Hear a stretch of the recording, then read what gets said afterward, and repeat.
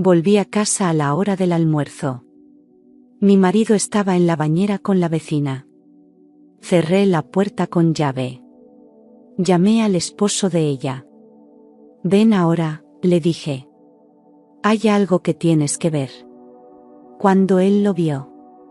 Me llamo María Beltrán, tengo 38 años, y durante más de una década fui la mujer que creía tener todo bajo control, un esposo que regresaba cada noche, una casa ordenada, rutinas estables, una vida sin grandes sorpresas, hasta aquel jueves nublado, en que el universo decidió arrancarme la venda de los ojos sin anestesia.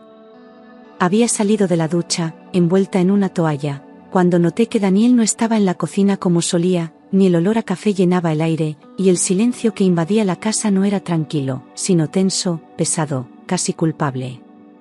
En ese instante no lo sabía, pero esa mañana sería el primer paso hacia una revelación que destruiría la imagen que tenía de mi matrimonio. Me asomé al pasillo y lo vi, Daniel, sentado en el sofá con el celular pegado al rostro, susurrando algo con una sonrisa que no era para mí.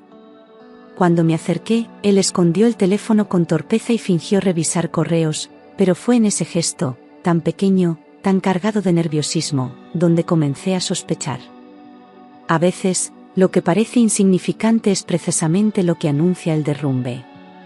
Daniel, mi esposo, llevaba semanas distante, evitaba conversaciones con excusas vagas, contestaba mis preguntas con monosílabos, y cada noche se acostaba del lado opuesto de la cama como si mi cuerpo le quemara. Ya no me miraba como antes, no comentaba ni el clima, y su celular se había convertido en una extensión de su mano. Las notificaciones lo hacían sonreír en silencio, pero esas sonrisas ya no eran mías.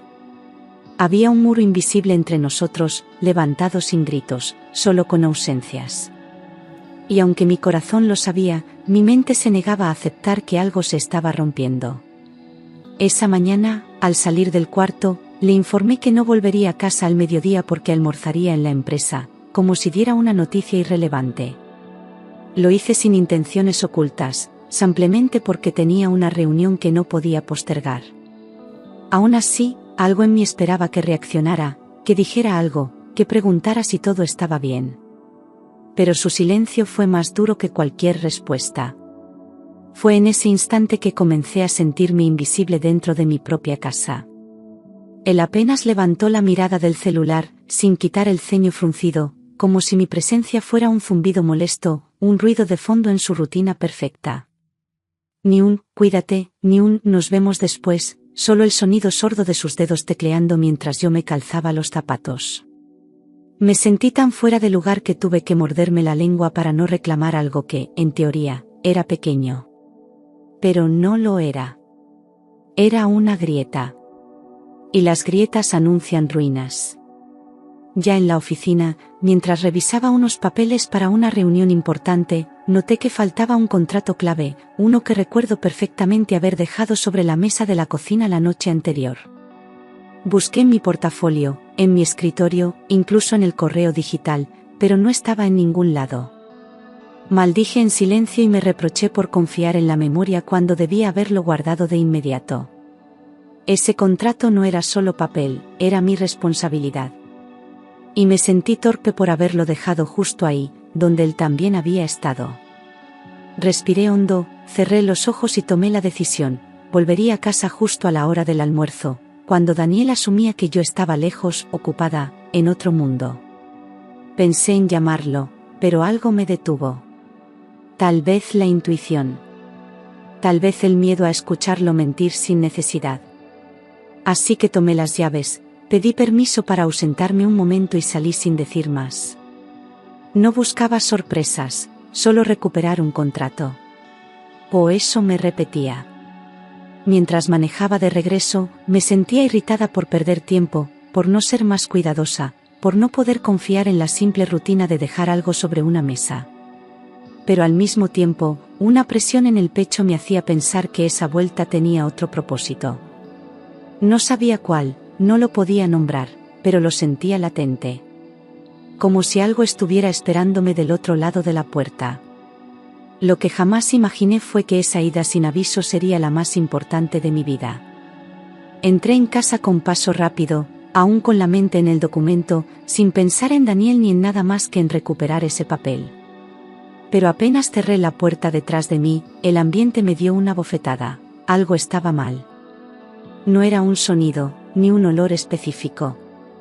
Era una sensación. Una especie de tensión suspendida en el aire que hizo que mi piel se erizara.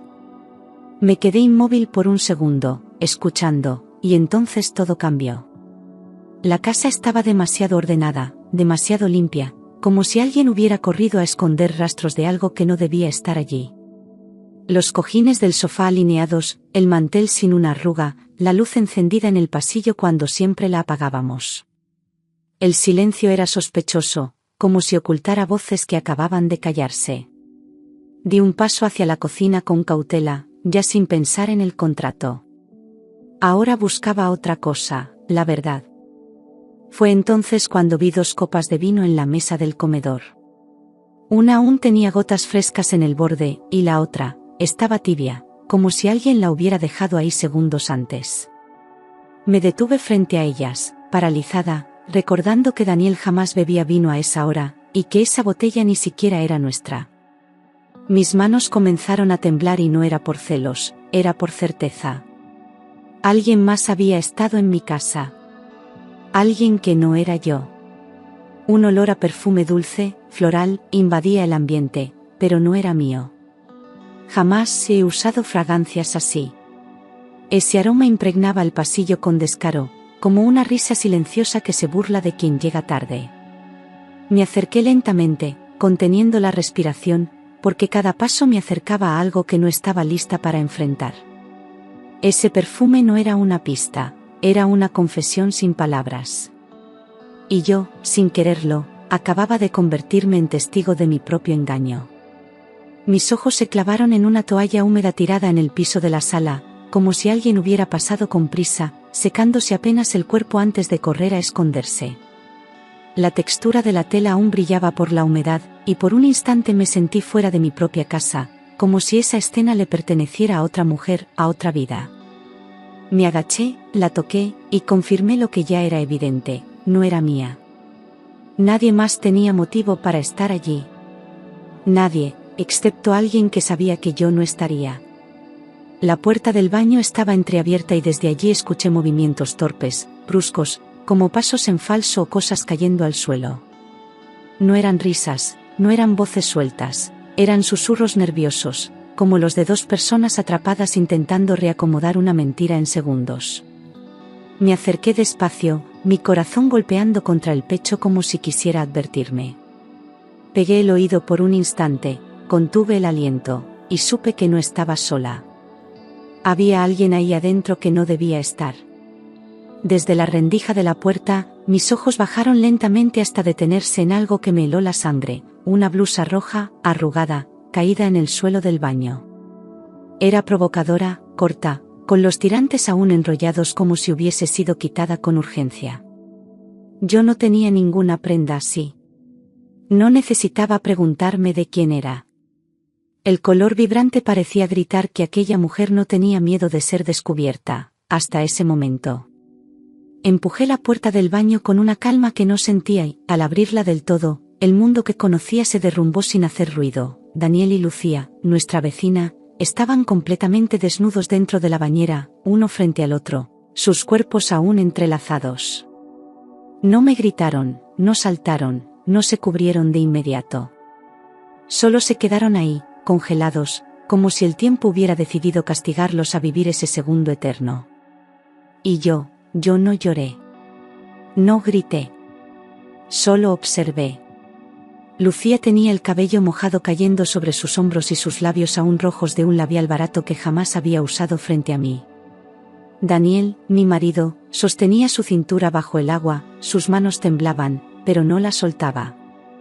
No había duda, no había excusas posibles. Estaban juntos, se habían amado en mi casa, en mi baño, a plena luz del día. La imagen era tan clara que dolía como un cuchillo. Ya no había marcha atrás. Los dos quedaron petrificados al verme. Daniel intentó soltarse de Lucía, cubrirse con las manos, balbucear algo, pero era demasiado tarde para fingir sorpresa. Lucía, con la cara completamente roja, buscaba una toalla a su alrededor sin encontrar nada. El silencio era tan espeso que parecía que nadie se atrevía a respirar. Yo simplemente los miraba. Esa escena era la tumba de mi matrimonio. Cerré la puerta del baño con calma, sin que me temblara la mano, como si simplemente estuviera terminando de apagar una luz. No dije una palabra, no insulté, no hice escándalo. El verdadero poder se siente en el control absoluto, y en ese instante, yo era más fuerte que ambos.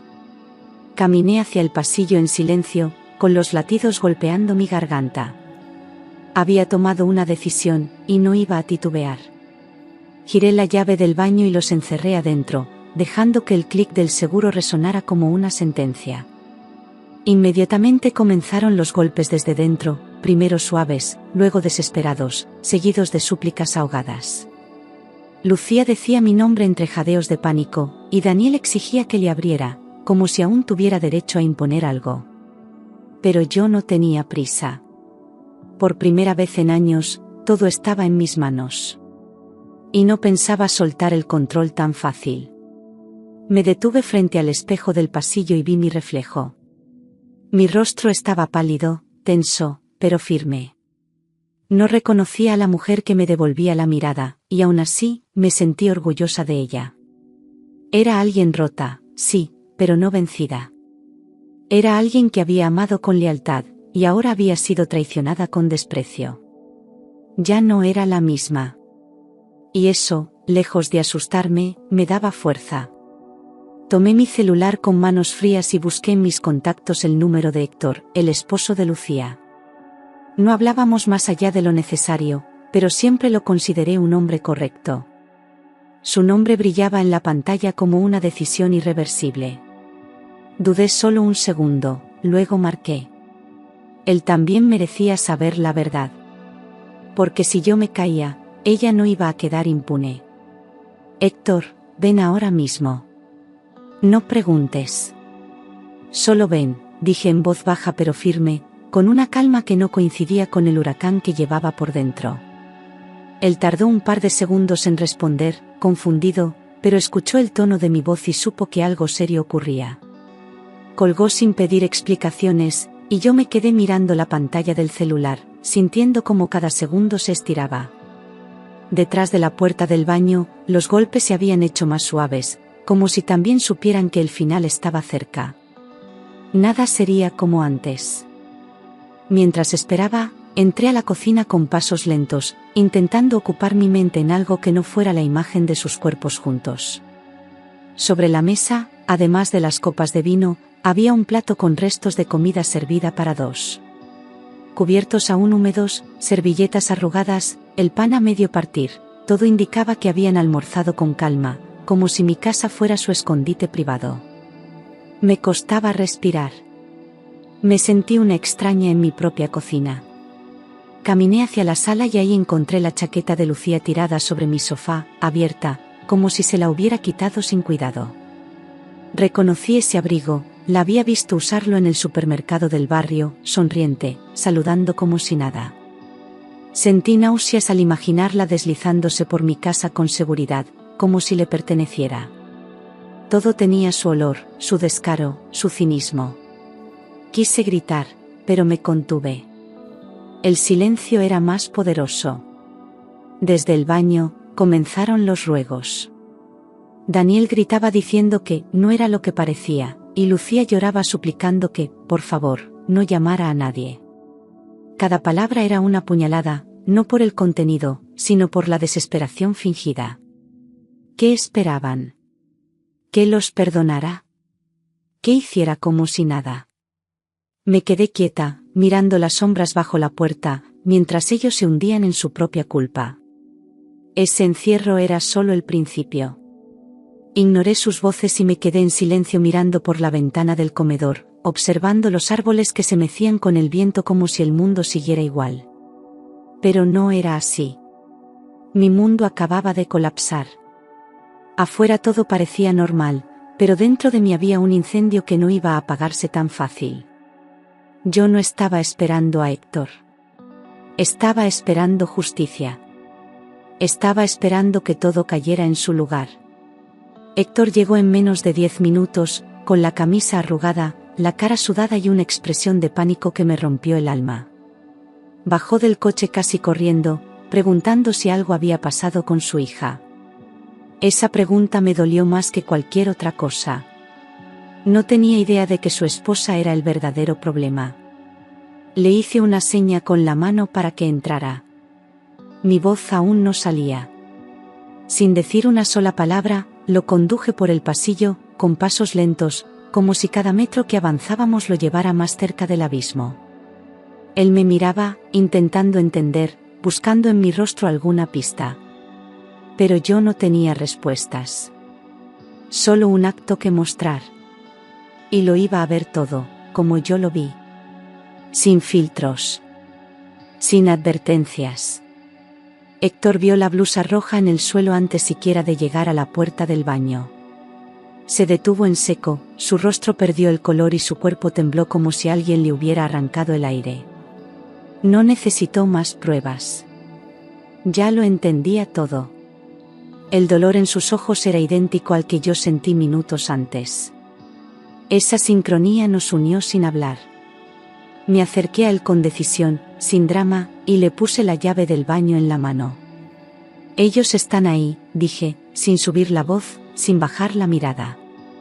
Era la frase más dura que había pronunciado en mi vida, pero también la más cierta. Héctor no reaccionó de inmediato. Cerró la mano sobre la llave como si le quemara la piel. Y luego, con la respiración entrecortada, se dirigió hacia la puerta. Héctor abrió la puerta con una fuerza que retumbó en toda la casa, y lo que salió de su garganta no fue un grito, fue un rugido de alma destrozada. Daniel trató de esconderse bajo el agua, Lucía se cubrió el rostro con las manos, pero ya no había forma de esconder nada. La verdad estaba desnuda, literal y simbólicamente. Y ahora el dolor era compartido. El infierno recién comenzaba para ellos. Daniel intentó levantarse de la bañera, torpemente, cubriéndose con una toalla que apenas alcanzaba a taparlo, mientras balbuceaba algo inentendible. Lucía, hundida en la vergüenza, lloraba y pedía perdón sin mirar a nadie, con la cara oculta tras sus manos mojadas. Ninguno lograba articular una frase coherente, porque no había palabras suficientes para justificar lo que habían hecho. La imagen era grotesca, patética, y aún así, demasiado real. Ya no había vuelta atrás para ninguno de nosotros. Héctor cayó de rodillas fuera del baño, destrozado, con las manos en la cabeza, preguntando en voz alta cuántas veces había pasado aquello, cuántas veces habían usado su confianza como alfombra. Lucía intentó acercarse, pero él gritó que no se atreviera. Su dolor era tan crudo, tan puro, que no se parecía a nada que yo hubiera visto. No lloraba, rugía. El tipo de dolor que se queda para siempre. Daniel dijo que fue un error, que todo pasó sin pensarlo, y Lucía agregó que ya iba a terminar todo, como si eso borrara lo que yo había presenciado. Me reí por dentro al escucharlos defender lo indefendible, con palabras vacías, sin fuerza, sin honor. Ellos no entendían que ya era tarde. Las excusas no se dicen cuando el daño ya se hizo. Y el daño, en este caso, era irreversible. Cerré los ojos por un momento, intentando respirar, no como quien se calma, sino como quien sobrevive a un accidente. Mi pecho subía y bajaba con dificultad, pero no por miedo, sino por rabia contenida. No quería desmayarme, no quería derrumbarme delante de ellos. Así que abrí los ojos y me enfoqué en lo que venía. No me iba a romper frente a los culpables. Tomé mi bolso del perchero, me puse los zapatos sin decir una palabra y decidí, en ese momento, que Daniel no dormiría una noche más bajo mi techo. No iba a permitirle convertir nuestra casa en su escondite ni un día más. Él intentó hablar, pero levanté la mano. No necesitaba explicaciones. Solo quería que se fuera. Y rápido. Héctor, con lágrimas corriendo por el rostro, comenzó a recoger del suelo las prendas de Lucía, sin mirar a nadie, como si recoger esa ropa fuera una forma de recoger su dignidad. Cada prenda era una puñalada. Se las tiró a los pies, sin decir nada, y retrocedió. No quería verla ni un segundo más. En ese momento, el amor que alguna vez hubo, simplemente dejó de existir. Desde el baño, Lucía me suplicaba que la escuchara, diciendo que mi ausencia al mediodía los confundió, que pensaron que tenían tiempo. Esas palabras me sacudieron por dentro, no por su contenido, sino por su miseria. ¿Así justificaban su traición? Con mi puntualidad. La indignación me subió como fuego por la garganta. Ya no era tristeza. Era asco. Respondí sin levantar la voz, pero con una firmeza que hizo temblar las paredes. Yo no confundí nada. Ustedes sí. No necesitaba decir más. Esa frase era una lápida sobre todo lo que alguna vez compartimos. Silencio. Ni un suspiro más.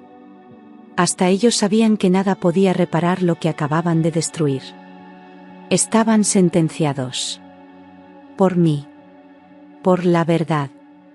Daniel salió del baño envuelto en una toalla mal ajustada, mojado, con los ojos rojos y las manos temblorosas, intentando acercarse a mí como si aún tuviera el derecho. Extendió los brazos, quiso abrazarme, pero di un paso atrás. Su desnudez ya no era física, era moral. Ya no veía al hombre con quien compartí mi vida, sino al cobarde que la destruyó sin remordimiento. No tenía lugar en mi piel ni en mi mundo.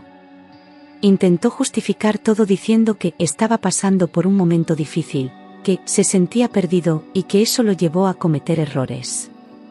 Lo miré directo a los ojos, y me reí. Una risa breve, amarga, sin alegría. Era patético. La clásica excusa de quien no sabe ser hombre, pero sí sabe mentir. Y yo, finalmente, había dejado de ser su cómplice silenciosa. Le pedí que recogiera sus cosas y se fuera inmediatamente, sin gritos, sin lágrimas, solo con la certeza de quien ya no tiene miedo. Él me miró como si no entendiera, como si aún creyera que podía quedarse, que todo podía arreglarse con palabras. Pero no quedaba nada que salvar. La historia terminó en esa bañera. Lo único que restaba era cerrar la puerta para siempre. Mientras él metía ropa apresuradamente en una mochila vieja, fui al dormitorio a buscar sus documentos, queriendo que se fuera sin tener que volver a pisar la casa. Al revisar sus pantalones, encontré algo que no esperaba, un recibo de hotel, arrugado, con fecha de 2 semanas atrás. El nombre del hotel era conocido. Lo reconocí de inmediato. Esa no era la primera vez, y tal vez ni la segunda. Era la prueba definitiva de que aquello no fue un impulso del momento, sino una traición premeditada, repetida, casi metódica. Mi pecho se cerró de nuevo, como si cada mentira revelada me quitara otro pedazo de aire.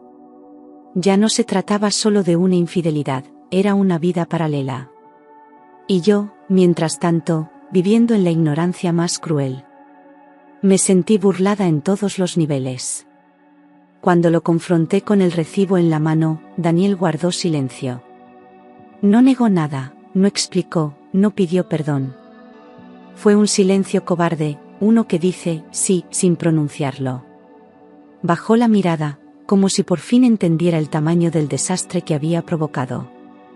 Pero ya era tarde. La verdad ya estaba desnuda y viva entre nosotros. Héctor, aún con el rostro desencajado, se acercó a mí y me preguntó si yo sabía desde cuándo me engañaban. Le respondí con la verdad más simple y dolorosa: hoy me enteré.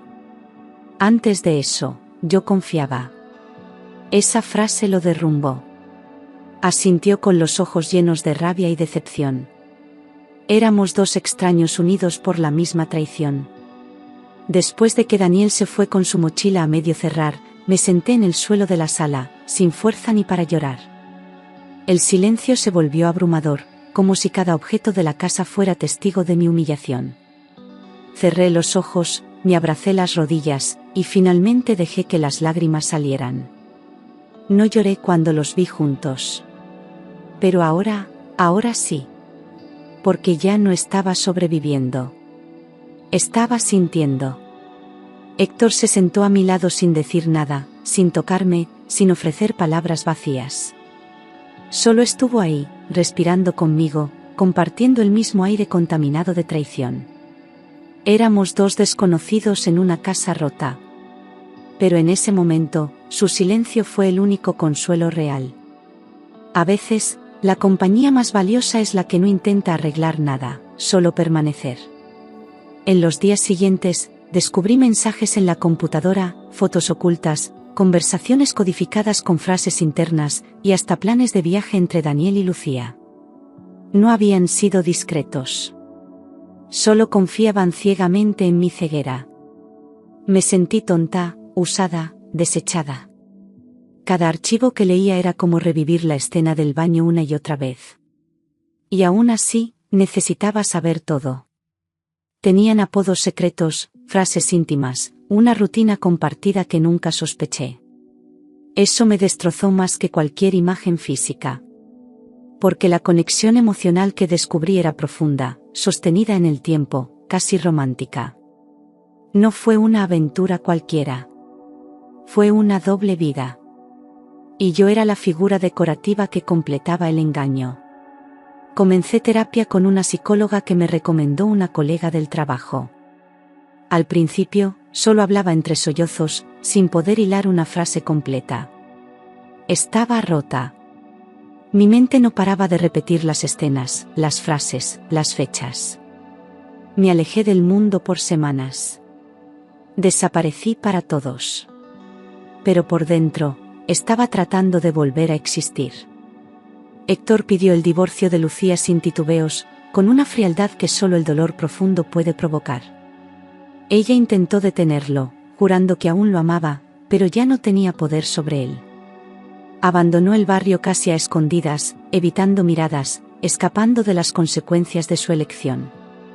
Nadie la extrañó. En cuestión de días, el silencio volvió, pero ninguno de nosotros volvió a ser el mismo. Daniel intentó volver 2 veces. La primera, dejó una carta en mi buzón con frases largas, llenas de culpa, diciéndome que aún me amaba.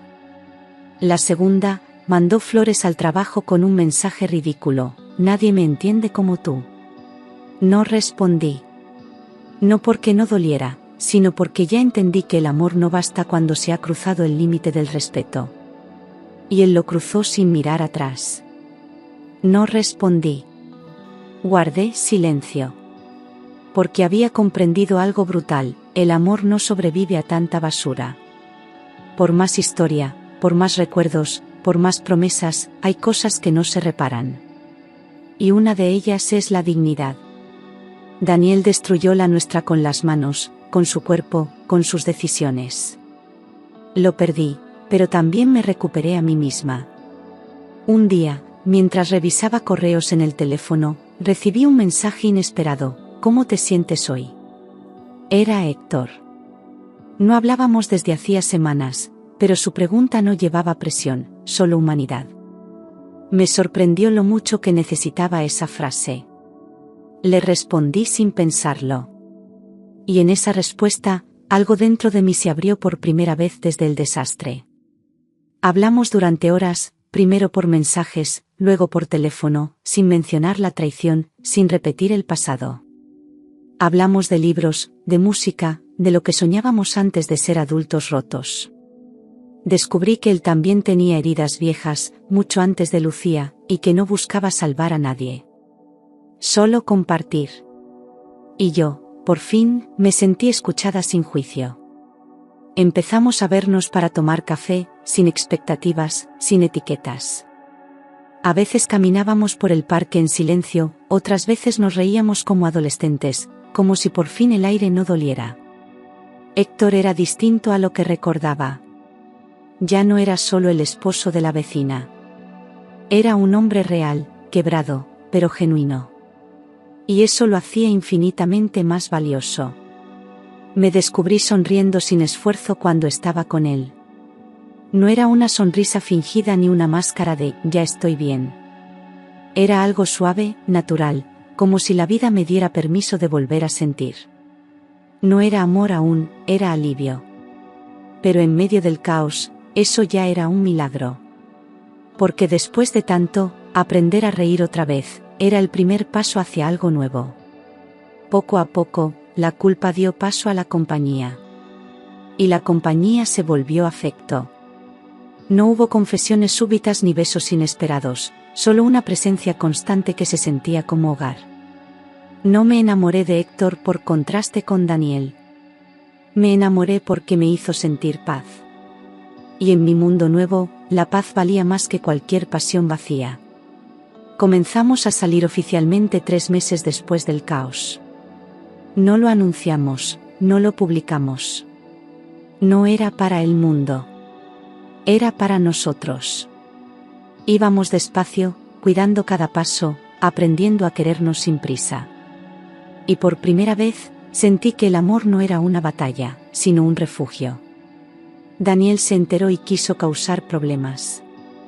Llamó a mis amigos, escribió cosas en redes sociales, trató de pintarse como víctima. Pero ya no tenía poder sobre mí. No le debía nada. Su opinión era un eco lejano que ya no dolía. No me importaba lo que dijera. Porque por fin, yo tenía paz, y a alguien que no la destruía. Héctor me pidió ser su pareja una tarde sencilla, caminando por el centro, sin anillos ni discursos. Me miró con ternura y dijo, quiero cuidarte, y que tú me cuides a mí. No necesitó decir nada más. Lo entendí todo. Era un compromiso desde la herida, pero también desde la esperanza. Y yo, con el corazón remendado, le dije que sí. 6 meses después, decidimos vivir juntos. No fue una mudanza de película, fue una construcción lenta, habitación por habitación, sin fantasías. Trajimos nuestras cicatrices, pero también nuestras ganas de empezar limpio. Compartir techo con él no fue renunciar a mi independencia, fue multiplicarla. Porque esta vez, el amor no me restaba, me sumaba. 1 año después de la traición, nos casamos en una ceremonia pequeña, sin lujos ni testigos innecesarios. Éramos nosotros, nuestros hijos, y las personas que realmente importaban. No hubo promesas vacías, solo miradas sinceras y manos apretadas con fuerza. Fue un sí que no se dijo por tradición, sino por certeza. Y por primera vez, sentí que era el inicio de algo verdadero. Hoy puedo decir que la escena que destruyó mi vida en el baño, fue la misma que me llevó al amor más honesto que he conocido. Porque a veces, lo que parece una ruina, es el terreno donde se construye lo más fuerte. No olvido lo que viví. Pero ya no me duele. Me salvé. Y lo mejor es que me salvé siendo yo misma. A veces, mientras tomo café en la terraza con Héctor, en silencio, pienso en la mujer que fui. La que callaba, la que confiaba ciegamente, la que dormía al lado de un extraño sin saberlo. No la culpo. Solo la abrazo desde aquí, desde este presente limpio. Ella tuvo que romperse, para que yo naciera. Lucía nunca volvió al barrio. Me contaron que vive en otra ciudad, que cambió de trabajo, que incluso intenta comenzar de nuevo. No la odio. Solo espero que haya entendido algo, lo que uno rompe en los demás, también lo arrastra en su propia alma. Y algunas culpas, aunque se escondan, no se borran. Daniel sigue escribiendo, de vez en cuando, desde números nuevos. No insultos, no súplicas. Solo frases sueltas, como si quisiera seguir presente en mi sombra. Pero ya no lo está. Su nombre ya no me duele, ya no me define. Fue un capítulo. Y mi historia, gracias a Dios, siguió. Mis amigas me dicen que mi fortaleza es admirable. Yo no me siento fuerte. Me siento real. Me caí, me arrastré, lloré en el suelo, y después me levanté. No por venganza. No por orgullo. Me levanté porque vivir rota no era una opción. Y porque aún creo en el amor, cuando es limpio.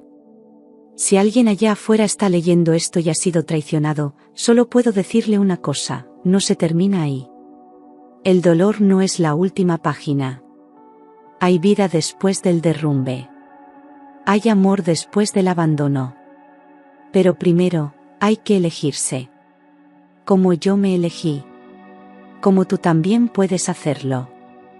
A veces me preguntan si lo volvería a vivir todo, si elegiría el mismo camino sabiendo el dolor que me esperaba. Y aunque la herida fue profunda, y aunque hubo noches sin aire, mi respuesta es sí. Porque de todo eso nació la mujer que soy ahora. Una que ya no se calla. Una que aprendió que el amor nunca debe doler más de lo que cura. Hoy me miro al espejo y ya no veo una víctima. Veo una sobreviviente. Alguien que caminó entre los restos de su propia vida y decidió no quedarse ahí, lamentando lo perdido. Me reconstruí sin venganzas, sin rabia, solo con la certeza de que merecía algo mejor. Y lo encontré. No en otro, sino en mí. Hay días en que la memoria golpea fuerte, en que el pasado vuelve sin avisar. Pero ya no me tumba. Respiro hondo, cierro los ojos, y recuerdo que todo lo que viví me llevó hasta este presente. Hasta este hogar limpio de mentiras. Hasta este amor sereno que no necesita demostrarse a gritos. No necesito que nadie me aplauda, ni que me digan lo valiente que fui. Yo sé lo que costó cada paso. Sé cuántas veces estuve a punto de rendirme. Y sé también que no lo hice. Porque algo dentro de mí, algo que ni yo conocía, me sostuvo. A veces, la fuerza aparece justo cuando todo parece perdido. La traición me enseñó a soltar, pero también a elegir con más cuidado. A poner límites. A escuchar mi intuición, esa que tantas veces silencié. Me enseñó que amar no es entregarse entera, sino compartir sin perderse. Hoy, amo distinto. Y también me amo más. Si esta historia sirve para algo, que sea para recordarte que no estás sola. Que el dolor no te define. Que el amor verdadero no se esconde en secretos ni se baña en culpa. El amor de verdad te hace sentir en casa, incluso dentro de ti misma. Y eso es lo que todos merecemos. Porque después del abismo, después del llanto, después del silencio, siempre hay luz. A veces tenue, a veces lejana, pero siempre posible. Yo la encontré. Y si tú estás dispuesta a cruzar por la oscuridad, también la encontrarás. Aprendí que no todo final es triste si te encuentras siendo otra. Yo no soy la misma que entró al baño aquella tarde. Esa mujer murió en ese instante, y lo acepto con gratitud. Porque de esa muerte simbólica nació una versión mía más fuerte, más libre y más honesta. Y a esa mujer de ahora, no la cambio por nada.